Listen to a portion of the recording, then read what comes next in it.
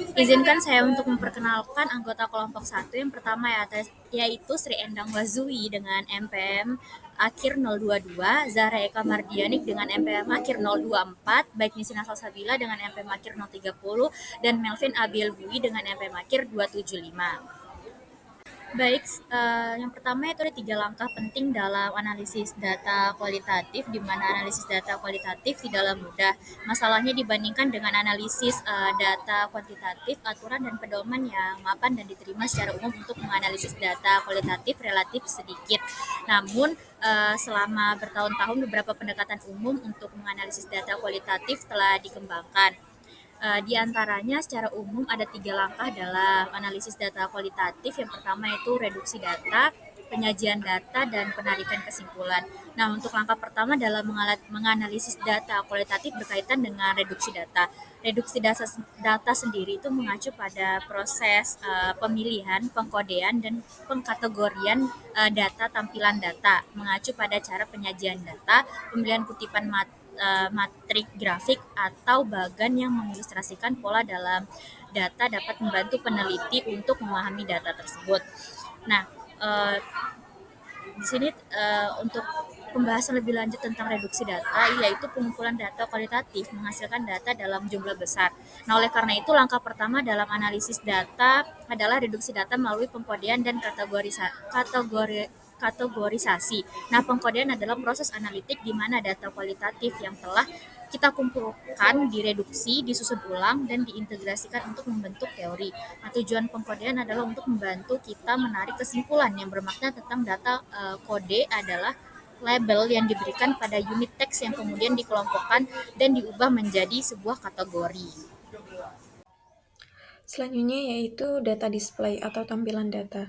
Menurut Males dan Haberman tahun 94, penyajian data merupakan aktivitas utama kedua yang harus dilakukan ketika menganalisis data kualitatif. Penyajian data melibatkan pengambilan data yang telah direduksi dan penyajiannya secara terorganisir dan ringkas. Sejalan dengan itu, bagan, matriks, diagram, grafik, frasa yang sering disebutkan atau gambar dapat membantu kita dalam mengorganisasikan data dan menemukan pola serta hubungan dalam data sehingga pada akhirnya memudahkan penarikan kesimpulan. Dalam contoh itu, ada matriks dianggap sebagai tampilan yang tepat untuk menyatukan data kualitatif. Teknik tampilan data yang dipilih dapat bergantung pada preferensi peneliti, jenis kumpulan data, dan tujuan tampilan. Matriks pada umumnya bersifat deskriptif, seperti yang diilustrasikan pada contoh sebelumnya. Tampilan lain seperti jaringan atau diagram memungkinkan kita untuk menyajikan hubungan kausal antar konsep dalam data. Yang kedua yaitu drawing conclusion atau menarik kesimpulan. Jadi penarikan kesimpulan adalah aktivitas analisis terakhir dalam proses analisis data kualitatif.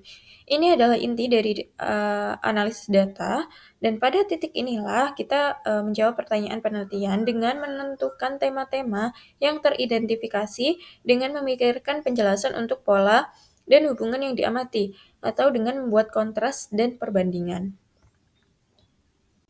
Selanjutnya adalah big data.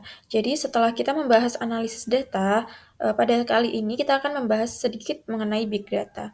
Big data adalah istilah populer saat ini yang umumnya digunakan untuk menggambarkan pertumbuhan eksponensial dan ketersediaan data dari sumber-sumber digital di dalam dan luar organisasi.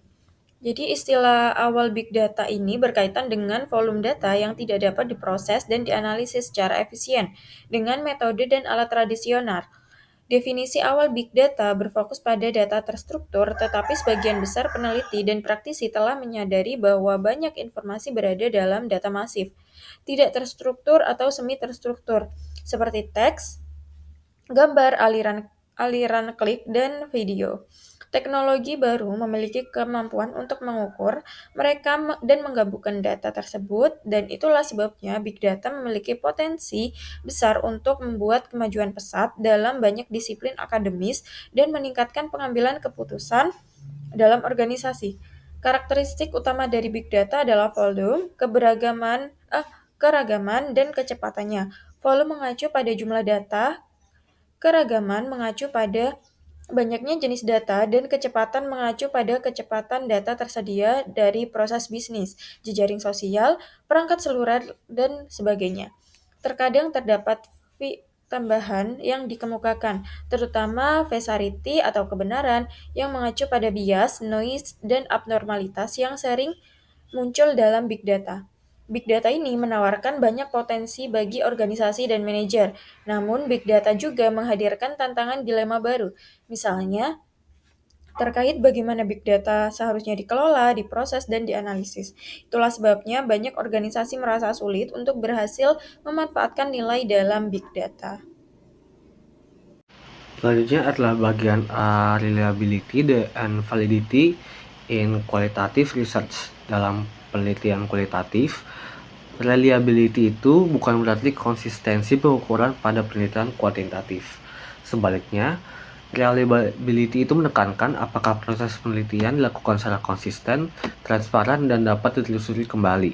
Oleh karena itu, peneliti harus mendokumentasikan seluruh langkah analisis, mulai dari bagaimana coding dibuat, bagaimana keputusan interpretasi diambil, serta bagaimana refleksivitas peneliti itu mempengaruhi proses. Semakin jelas dokumentasinya, maka semakin tinggi peluang reliability-nya dalam penelitian tersebut.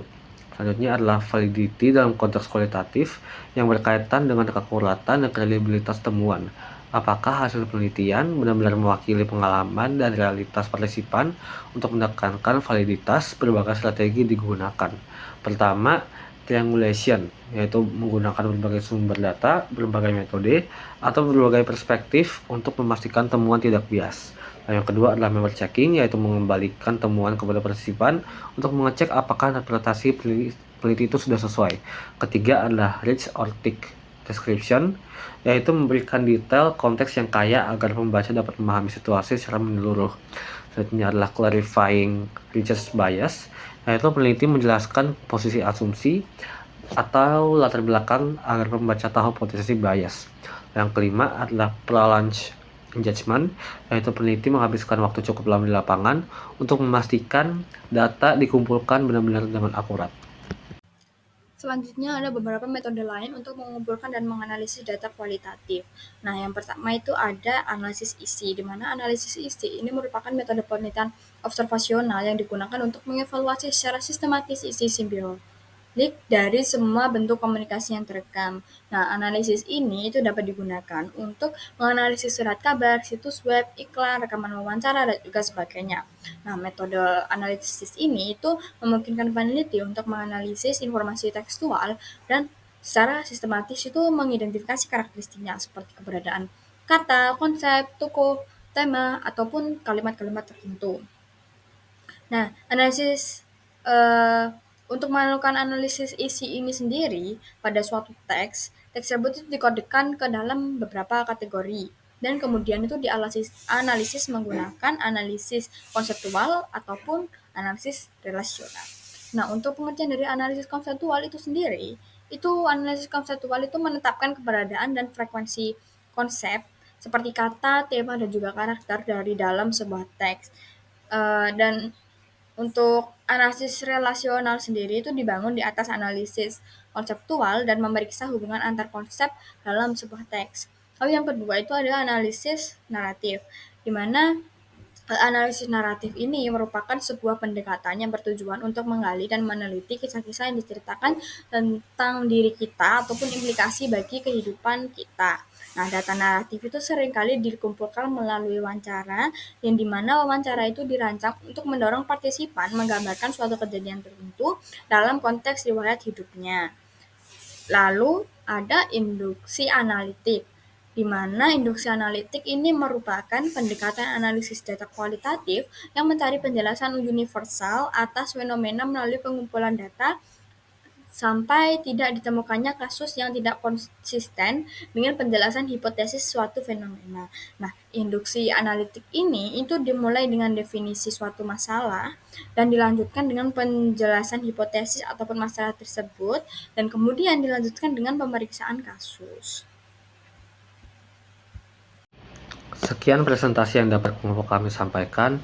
Apabila ada salah kata maupun ucap, kami mohon maaf. Assalamualaikum warahmatullahi wabarakatuh.